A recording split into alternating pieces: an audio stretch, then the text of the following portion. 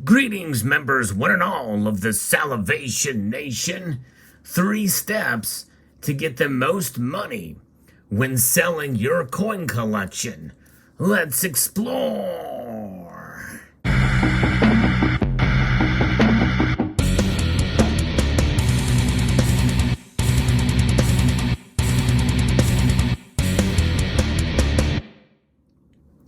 This video will serve as a guide to help you if you decide that you want to sell your coin collection. And there's 2 main audiences that watch this channel: those who stack silver and gold in the form of bullion, and then those who collect. Now, those are the extremes on both sides. But most of you are probably somewhere in between. You may be a stacker who collects as well. You may collect what are referred to as better bullion or premium bullion pieces, as well as those who are sold at just at a normal amount above spot.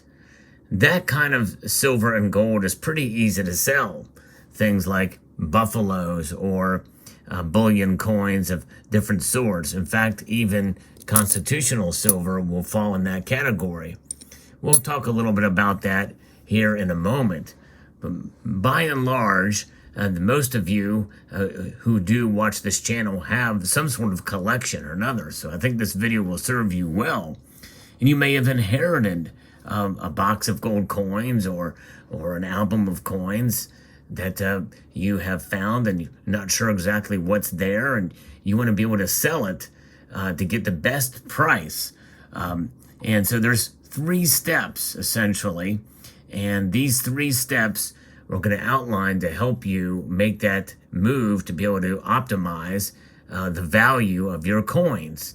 And the first one is obvious. You need to find out what you've got first.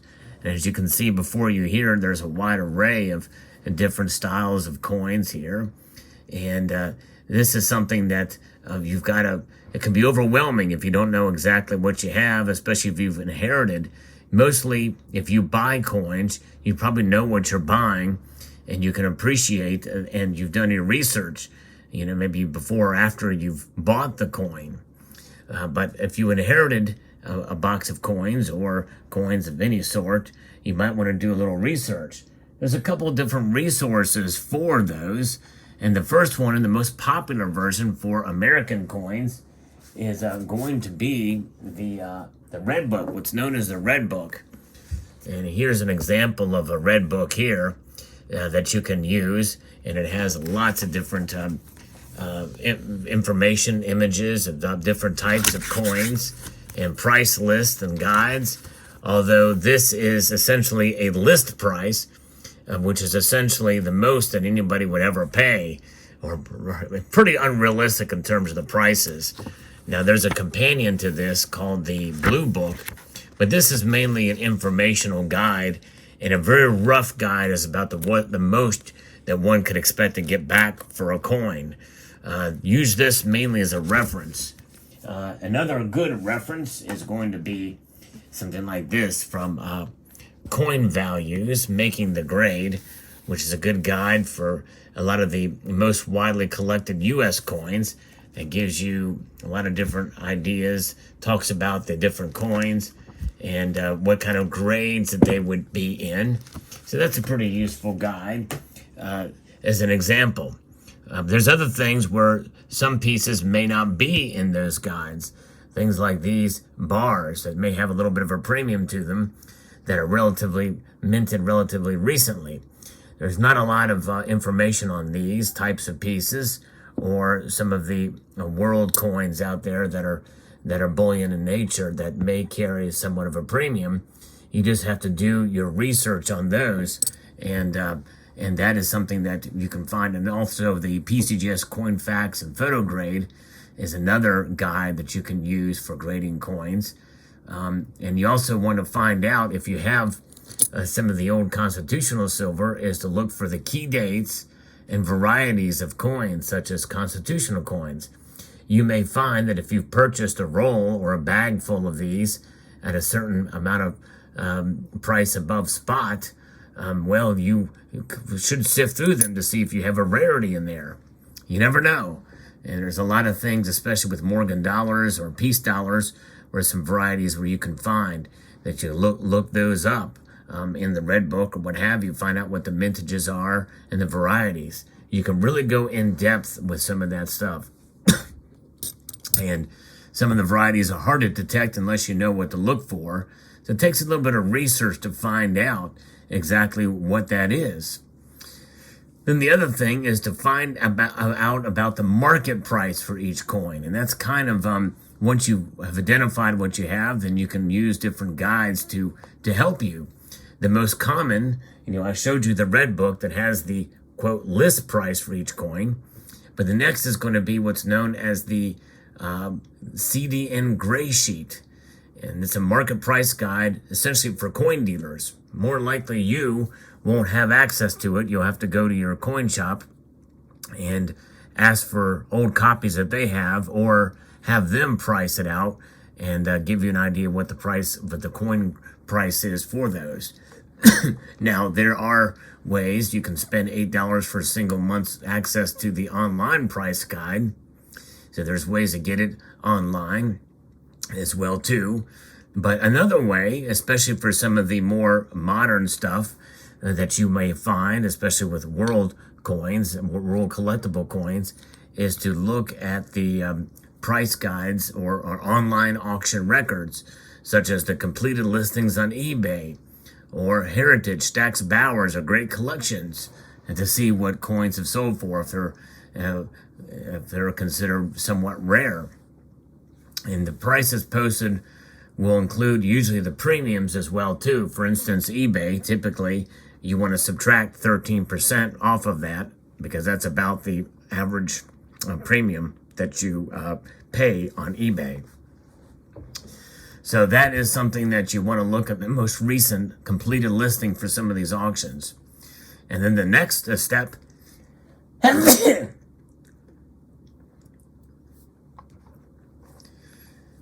and then the next thing, to consider here is, once you've exhausted all of the constitutional silver, and you realize that what you've got here is essentially just melt value, or silver that has a melt value to it, then you determine that.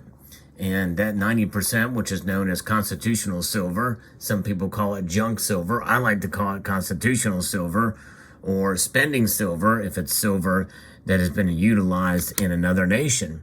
And some of the world silver coins, there are other guides you can use for that too, such as there's a standard catalog of world coins that that are out there in different forms. Kraus is one. This is an older guide that gives you an idea of what some of these coins are. You can identify them using that guide, or you can price them out, a rough price estimate, when you look at some of these older coins. A lot of cool stuff, a lot of variety out there, and what you can collect, and what you can hold, and what you can value. But a lot of this stuff as well too really just boils down to just being melt value, whatever the melt value of the coins are. But be careful, because sometimes you can find gems out there that have a little bit more of a value, a little bit more of a premium to them, that you might be able to ascertain and be able to sell. And we'll get to those, because those are very specialized pieces in many cases, and have the very specific collectors looking for them, or shops looking for those.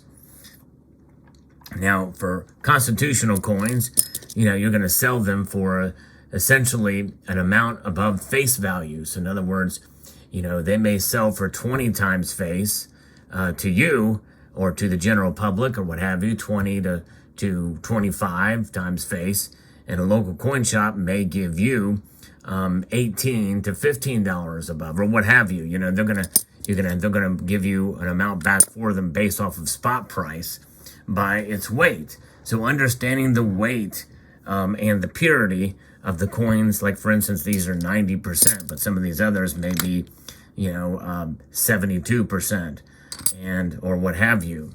There's all different kinds, anywhere from 50% silver all the way up to 925 for purities under 999 fine silver.